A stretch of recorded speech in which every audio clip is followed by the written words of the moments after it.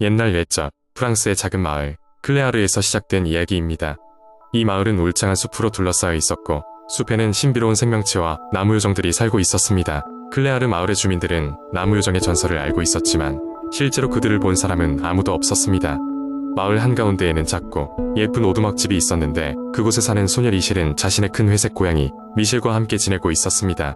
리실은 요리를 매우 좋아하는 소녀였으며 그녀가 만든 음식은 언제나 맛있기로 유명했습니다. 그러나 그녀는 아직 마법의 수프를 만드는 것은 시도해본 적이 없었습니다. 마법의 수프는 전설적인 요리로서 이 수프를 마시면 소원을 이룰 수 있다고 했습니다. 어느 날 리실은 숲속에서 특별한 버섯을 발견했고 그 버섯에는 이상한 빛이 감돌았습니다.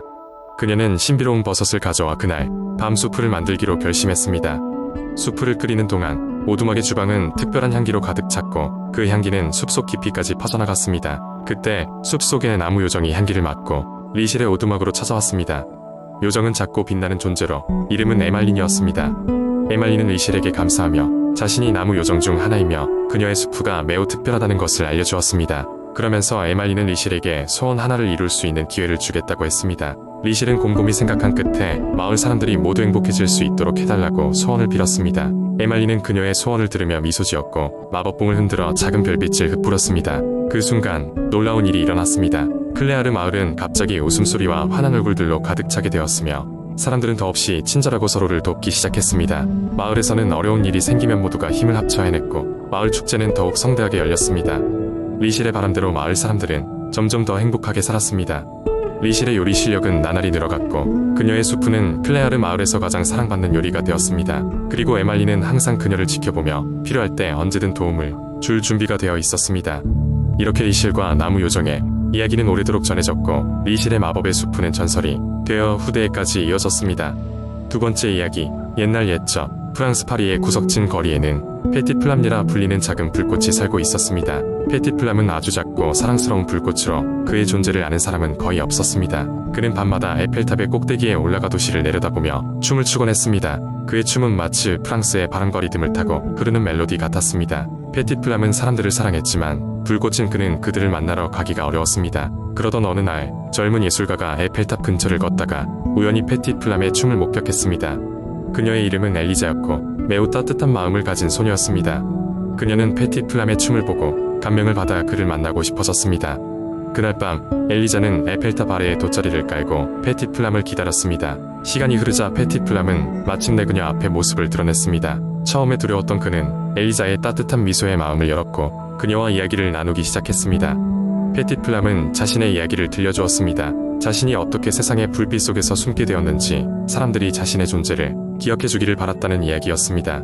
엘리자는 그의 이야기를 경청하며 페티플람처럼 작은 것들이 모여 세상을 아름답게 만든다고 말했습니다. 그 후로 페티플람과 엘리자는 매일 밤 만나 서로의 이야기를 나누었습니다. 엘리자는 자신의 그림에 페티플람을 담기 시작했고 파리의 사람들에게 그의 존재를 알리기 위해 전시회를 열었습니다. 엘리자의 전시회는 사람들에게 큰 감동을 주었고 페티플람은 마침내 파리 사람들 사이에서 사랑받는 존재가 되었습니다. 이렇게 페티플람은 자신의 꿈을 이루고 엘리자와 함께 파리의 밤하늘에 빛나는 친구가 되었습니다. 그들의 우정과 사랑은 영원히 이어졌고 파리의 사람들은 언제나 그들의 빛과 춤을 기억했습니다. 그래서 지금도 파리를 여행하는 사람들은 에펠탑의 꼭대기에서 춤추는 작은 불꽃 페티플람의 이야기를 들으며 그들의 여행을 마무리 짓곤 합니다. 이는 아주 작은 것들도 큰 사랑을 얻을 수 있음을 알려주는 파리의 오래된 동화입니다. 세 번째 이야기, 옛날 옛적 프랑스의 루아르 강변에는 아름다운 마을이 있었어요. 그 마을은 풍족한 자연과 친절한 사람들로 유명했지만 무엇보다도 강에 서식하는 신비한 생명체들로 인해 많은 전설이 전해졌습니다. 어느 해 마을에 젊은 소년 주앙이 살고 있었어요. 주앙은 언제나 모험을 꿈꾸며 강 주변을 탐험하곤 했습니다. 어느 날 주앙은 강가에서 빛나는 작은 돌멩이를 보게 되었어요. 이 돌멩이는 마치 하늘의 별처럼 빛났고 주앙은 이 보석 같은 돌을 주머니에 넣고 집으로 가져갔습니다. 마을로 돌아오자마자 주앙은 꿈에서 본 것처럼 신비한 목소리를 듣기 시작했어요. 그 목소리는 루아르 강의 여신 켈피의 것이었죠. 켈피는 주앙에게 그 돌멩이가 마법의 보석이며 그것을 통해 강의 힘을 느끼고 사용할 수 있다고 했어요. 하지만 동시에 경고도 했어요. 이 보석은 자연과 조화를 이뤄 사용할 때만 진정한 힘을 발휘하며 남용하면 큰 재앙이 닥칠 것이라고요. 주앙은 마을에서 그 누구에게도 비밀로 한 채 보석을 지니며 매일같이 강 주변을 탐험하는 모험을 계속했어요. 루아르 강에서는 물고기들이 주앙에게 인사를 하고 새들은 그의 주위를 맴돌며 하늘 높은 곳으로 안내하곤 했습니다.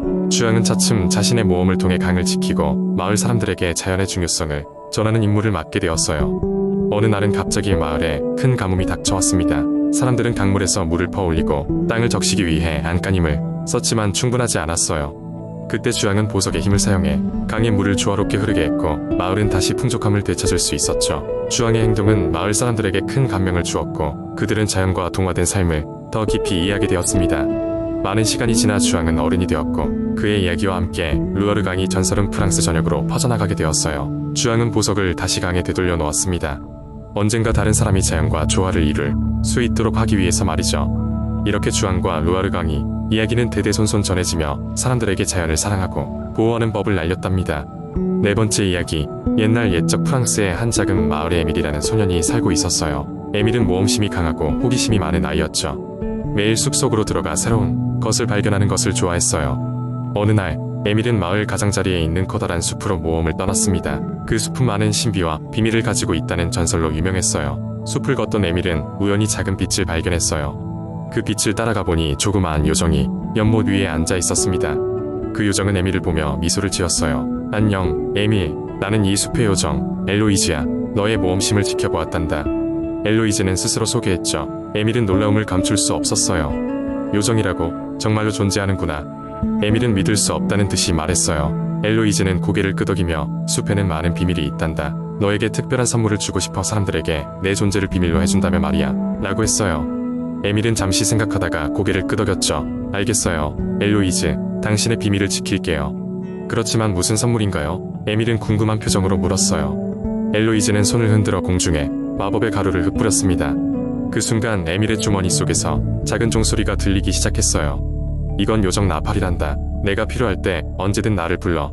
그러면 내가 도와줄게. 엘로이즈는 설명했어요. 그 후로 에밀은 매일 새로운 모험을 떠났지만 언제나 엘로이즈와의 약속을 지켰어요. 한 번은 친구들이 그에게 숲에서 무슨 일을 하냐고 물었지만 에밀은 그저 미소를 지으며 숲속의 신비들을 탐험하는 중이야 라고 말했을 뿐이에요. 오랜 시간이 지나 에밀은 어른이 되었고 마을을 떠났지만 그가 돌아올 때까지도 역시 숲은 변하지 않았어요. 머나먼 곳에서도 에밀은 요정 나팔을 소중히 간직했고 힘든 순간마다 엘로이즈를 불러 필요한 도움을 받았어요. 어느 여름날 에밀은 이제 자기 자녀들에게 이 아름답고 신비로운 이야기를 들려주며 숲의 요정 엘로이즈를 만났던 그날을 회상했어요. 그리고 마지막에 덧붙였죠. 늘 기억해야 할 것은 내가 믿는 모든 것이 반드시 보이지 않는 것은 아니라는 거란다. 다섯 번째 이야기. 옛날 옛적 프랑스의 무성한 숲속 깊은 곳에는 작은 마을이 있었습니다. 이 마을 사람들은 흥미로운 전설과 이야기로 가득 찬 삶을 살고 있었지요. 마을 사람들은 숲을 알고 있으며 그것을 존중하는 법을 알고 있었습니다. 하지만 숲속에는 마을 사람들이 항상 경계해야 할 신비로운 존재들이 숨어 있었습니다. 이 마을에 한 어린 소녀, 이름은 엘로디가 있었습니다. 엘로디는 호기심이 많고 숲을 탐험하는 것을 좋아했습니다. 그녀는 모험심에 가득 차 있었고 마을의 오래된 전설들에 대해 많은 궁금증을 가지고 있었습니다. 어느 달밤 엘로디는 숲에 전해 내려오는 전설 속의 반딧불 호수를 탐험해보기로 결심했습니다.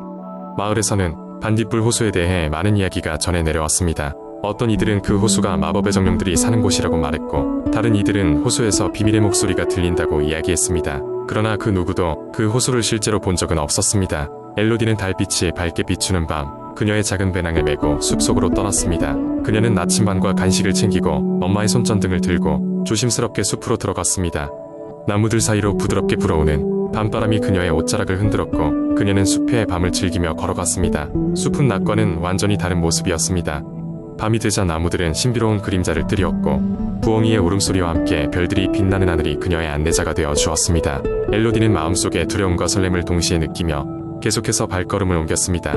얼마나 걸었을까요? 그녀는 드디어 숲속 깊은 곳에 위치한 작은 호수에 도착했습니다. 놀랍게도 호수는 수많은 반딧불들로 인해 환하게 빛나고 있었습니다. 엘로디는 숨을 죽이며 이 신비로운 광경을 바라보았습니다. 반딧불들은 마치 별들이 호수 위에 떨어져 있는 것처럼 아름다웠습니다. 그녀는 그 광경에 매료되어 시간이 흐르는 것도 잊고 있었습니다. 엘로디는 잔잔한 호수에 비친 자신의 모습을 바라보며 평화롭고 황홀한 기분에 젖었습니다. 그녀는 호수에 비친 자신의 얼굴을 보며 미소 지었고 그 순간 호숫가에서 무언가 찰박거리는 소리가 들렸습니다. 그녀는 깜짝 놀라 뒤를 돌아보았지만 그곳에는 아무것도 없었습니다. 그러나 그 순간 호수 위에 경이로운 기적이 펼쳐졌습니다. 호수 위에 반딧불들이 하나둘 모이기 시작하더니 곧 환상적인 빛의 춤을 시작하는 것이었습니다. 마치 반딧불들이 엘로디를 위해 특별히 준비한 공연 같았습니다. 엘로디는 그 경이로운 춤을 보며 행복으로 가득 찼습니다. 어느덧 새벽이 다가오고 있었고 엘로디는 다시 마을로 돌아가야 한다는 것을 깨달았습니다. 아쉬움을 뒤로한 채 그녀는 다시 숲을 통해 돌아갔고 마침내 집에 도착했습니다. 그녀는 이번 밤의 모험을 오랫동안 잊지 못할 것이라는 것을 알았습니다. 그리고 그녀의 모험 이야기는 세월이 흘러 마을 전설의 또 하나의 신비로운 이야기가 되어 남았습니다. 이렇게 엘로디는 그녀 자신의 전설을 만들어냈고 마을 사람들은 그녀의 모험 이야기를 듣고는 숲을 더욱 경외하며 존중하게 되었습니다. 이 이야기는 용기와 호기심이 어떻게 새로운 전설을 만들 수 있는지를 보여줍니다. 어쩌면 지금도 누군가가 그 신비로운 밤의 숲을 찾아 나설지도 모릅니다.